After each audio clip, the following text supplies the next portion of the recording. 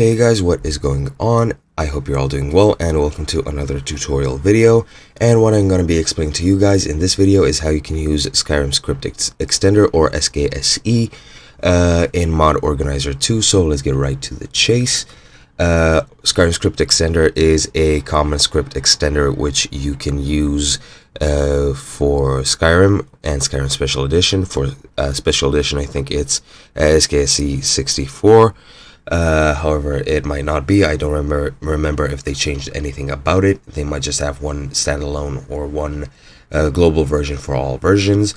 However, script extenders are common for Bethesda, or rather Bethesda's Gamebryo engine games, which do have flaws in that their scripts are limited, so you need a script extender to actually get mods to work. Some mods might work without it. However, a script extender is pretty much required for all of them. Mostly all of them, like 99%, so make sure you install it.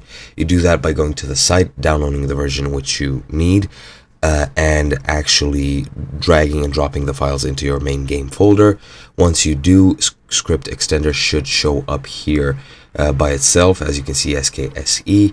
If it doesn't, you can add the executable by yourself by going to edit, clicking on the plus and add from file, and then just navigating to your Skyrim install folder. Let me just find Skyrim Special Edition here. Here it goes, and here you will find Skse64 loader.exe or a similarly named file for other games. Click on that, click open, and it will be added. You can rename it to Skse if you want, and then just make sure that is selected, and this is what you'll be running your games with. Click on that and then click run, and your game should work perfectly. I hope you guys enjoyed. If you have any questions, feel free to ask in the comments, and I'll be seeing you guys in another video.